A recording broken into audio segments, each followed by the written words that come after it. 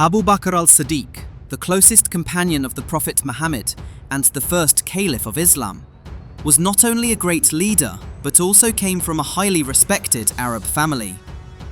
The Quran refers to him as the second of the two in the cave, a reference to the Hijrah, migration, when he took refuge with the Prophet in the cave of Thawr to escape the pursuit of the Quraysh in Mecca. During his caliphate, he crushed several rebellions, collectively known as the Wars of Apostasy, Ridda Wars, and through these victories, he was able to strengthen and expand Islamic rule across the Arabian Peninsula. Hi, welcome to the House of the Charts. In today's video, we will explore the genealogy of Abu Bakr, learning about his ancestors, his descendants, and his close relationship with the Prophet Muhammad. We will also look at his connections with the Prophet's household, Al-Bayt. Before we begin, I want to let you know that here on House of the Charts, I create videos using the beautifully designed charts from Al-Bidayah. If you'd like to access these, you can support their work on Patreon. Pledges start at just $1, and they also share some free resources.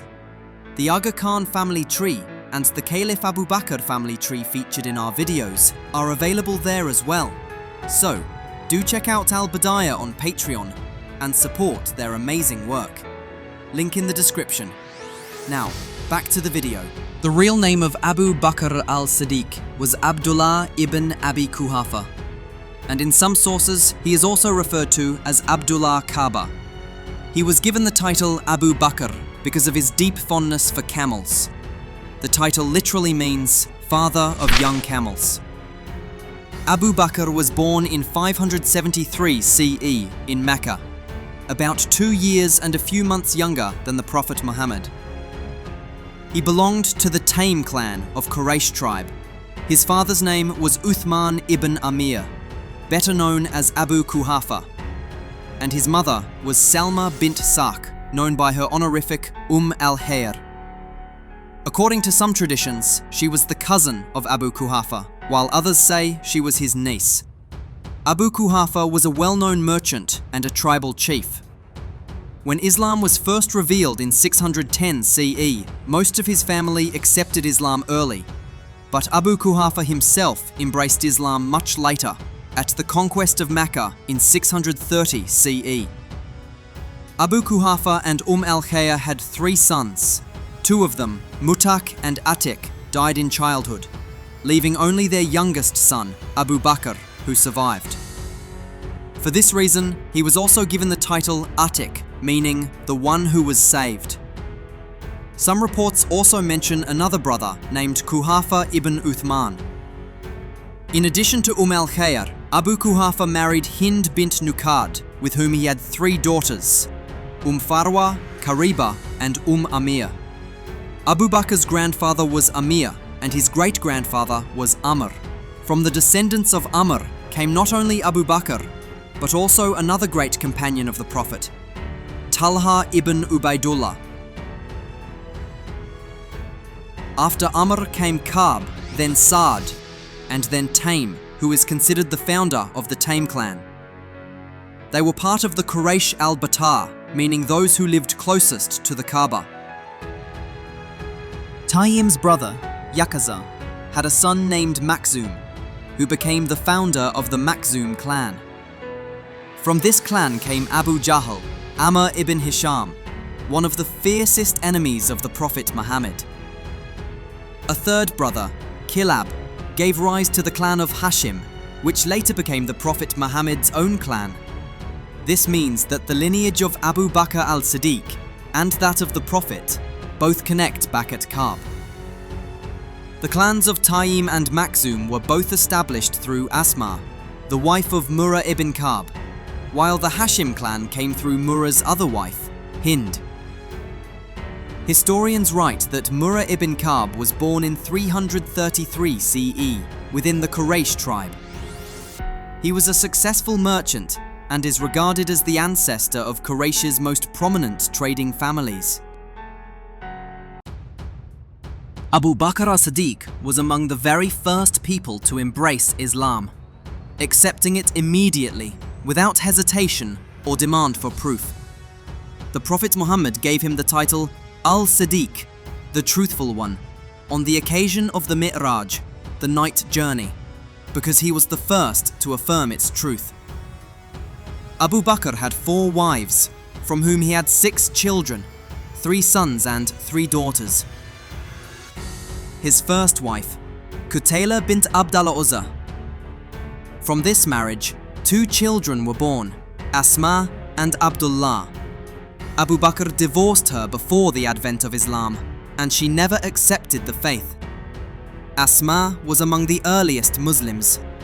According to Ibn Ishaq's list, she was the 15th person to accept Islam upon Abu Bakr's invitation. During the Hijrah in 622 CE, Asma secretly brought food to the Prophet and Abu Bakr in the cave of Thawur. When they departed, she tore her waistcloth to tie provisions, earning the title That al-Nitakain, the woman of the 2 waistbands. When Abu Jahl came to her house demanding their whereabouts, she bravely refused to answer, despite being struck while pregnant. Asma had recently married al-Zubair ibn al-Awwam, the Prophet's cousin and brother-in-law, and later joined him in Medina.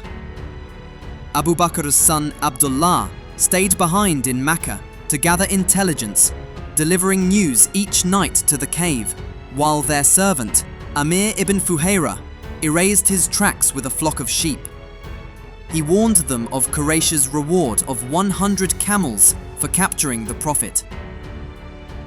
A few months later, Abdullah migrated to Medina with his stepmother, Ruman, and his sisters, Asma and Aisha. In 630 CE, Abdullah fought in the Battle of Taif, where he was struck by an arrow fired by the Thaqafi poet and warrior Abu Mihjan al-Thaqafi. The wound was severe, and though he lived for nearly 3 more years, it eventually led to his death. Abu Bakr's second wife, Ruman. She was the daughter of Amir ibn Uwaymir of the Kanana tribe. From this marriage, 2 children were born, Abdurrahman ibn Abi Bakr, Aisha bint Abi Bakr. Aisha as-Siddiqa was the 3rd and youngest wife of the Prophet Muhammad. She narrated more than 2,210 hadiths, which remain central to Islamic teachings and jurisprudence. She was deeply beloved by the Prophet. In the final days of his illness, he would repeatedly ask his other wives whose turn it was for him to stay with. Understanding his wish, they all gave him permission to remain in Aisha's chamber. The Prophet Muhammad remains there until his passing, and he breathed his last while resting in Aisha's lap. Abdurrahman ibn Abi Bakr, unlike his father Abu Bakr and sister Aisha, accepted Islam later at the Treaty of Hudaybiyah, 628 CE. His family held a unique honor. 4 generations were companions, Sahaba, of the Prophet. Abdurrahman ibn Abi Bakr, his father Abu Bakr al-Siddiq, his grandfather Uthman Abu Quhafa, his son Abu Atiq Muhammad. This distinction was unmatched by any other family. At the Battle of Badr, Abdurrahman was still a polytheist and fought on the side of the Quraysh. During the battle, he had the chance to strike down his father Abu Bakr, but he turned away. Later, after becoming Muslim, he told his father about it. Abu Bakr replied, "If I had been given such a chance, I would never have spared you." Before the Battle of Uhud, after embracing Islam, Abdurrahman fought in all major battles, earning fame as a warrior. He was part of the elite Mubarizun unit, defeating enemy champions in single combat, and playing a key role in the Muslim conquest of Syria. Abu Bakr's 3rd wife, Habiba bint Kharija. From this marriage, Abu Bakr had 1 daughter, Kulthum. Kulthum married Abu Bakr's cousin and close companion, Talha ibn Ubaidullah, who was about 40 years older than her. Talha was among the Ashara Mubashara, the 10 companions promised paradise. He played an important role in both the Battle of Uhud and the Battle of the Camel, where he was martyred. The Prophet Muhammad gave him the title Al-Saqi, the generous one. With Talha, Kulthum bore 3 children: Zakaria, Yusuf, who died in childhood, Aisha. Abu Bakr's 4th wife, Asma bint Umays. Asma was a close companion of the Prophet Muhammad. She was born in Makkah into a family of immigrants. Her father, Umays ibn Ma'ad, belonged to the Khatam tribe. Asma and her sister Salma accepted Islam in 616 CE, during the time when the Prophet was residing at Dar al-Arqam. Among her stepsisters were Zainab bint Khuzaymah and Maymuna bint al-Harith, who both became wives of the Prophet. Her first marriage was to Ja'far ibn Abi Talib from the Banu Hashim clan of Quraysh. In 616 CE, she migrated with her husband to Abyssinia, where 3 sons were born to them: Abdullah ibn Ja'far, Muhammad ibn Ja'far, and Aun ibn Ja'far. In 629 CE, Ja'far was martyred in the Battle of Mu'tah. After Ja'far's martyrdom, Asma married Abu Bakr al-Siddiq. In 632 CE, while on the journey to perform the farewell Hajj, she gave birth to Muhammad ibn Abi Bakr. Later, she married Ali ibn Abi Talib, who raised Muhammad ibn Abi Bakr as his own son. Muhammad ibn Abi Bakr was a loyal commander under the 4th Caliph and 1st Imam Ali ibn Abi Talib. Both sons of Abu Bakr al-Siddiq, Abd al-Rahman ibn Abi Bakr and Muhammad ibn Abi Bakr, openly opposed Muawiyah ibn Abi Sufyan. After the Battle of Siffin, Ali appointed Muhammad ibn Abi Bakr as governor of Egypt. But Muhammad was young and inexperienced, and soon faced a challenge. In 658 CE, Muawiyah sent his general Amr ibn al-As with 6,000 men to depose him. Ali responded by appointing his most trusted commander, Malik al-Ashtar, to take charge of Egypt. But on the way, al-Ashtar was poisoned. According to Shia traditions, this was done under orders from Muawiyah. Eventually, Muhammad ibn Abi Bakr was defeated and captured by the forces of Amr ibn al-As. The troops had been ordered either to bring him alive to Muawiyah or to kill him. One soldier, Muawiyah ibn Hudayj, quarreled with Muhammad and killed him. He then wrapped his body in the hide of a dead donkey and set it on fire so that no trace would remain. Shia accounts maintain this was done on Muawiyah's direct command. Today, the final resting place of Muhammad ibn Abi Bakr is in Cairo, Egypt, where a mosque stands over his grave. After his martyrdom, the Prophet's wife Aisha took charge of raising and educating his son, Al-Qasim ibn Muhammad. Muhammad ibn Abi Bakr's wife and the mother of Al-Qasim came from the family of Ali. Some reports suggest that Al-Qasim's mother was the daughter of the last Sassanid king, Yazdegerd III, and the sister of Shaharbanu, the wife of Imam Hussein, and mother of Imam Zayn al-Abidin. Aisha lived a long life and personally raised her nephew, Al-Qasim ibn Muhammad. Under her guidance and through Ibn Abbas, he mastered hadith and law. In time, Al-Qasim became one of the 7 fuqaha of Medina, scholars who safeguarded Islamic knowledge for future generations.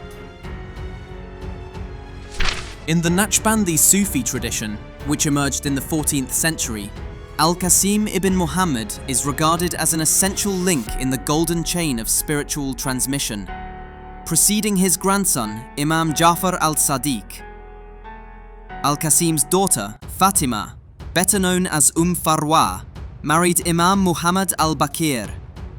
Through this union, she became the mother of Imam Ja'far al-Sadiq, making him both the great-grandson of Abu Bakr al-Siddiq and a double descendant of him.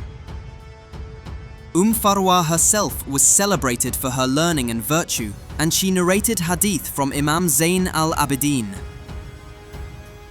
Imam Ja'far al-Sadiq came of age in a pivotal era, as power shifted from the Umayyads to the Abbasids, and the great Sunni schools of law were forming.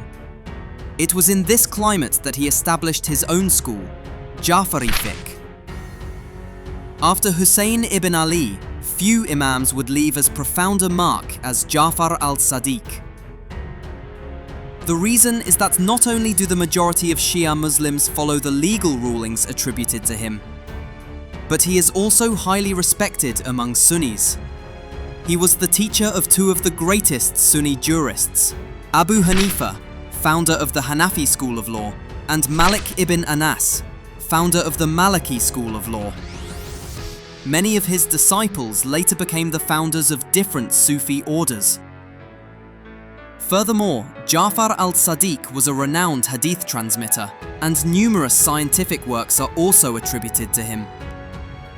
If you'd like to learn about the family tree of Iran's supreme leader, Ali Khamenei, and discover who could be the next supreme leader, just tap the video on your screen to explore it now. And if you're interested in the Aga Khan family tree, tap the other video on your screen and dive right in.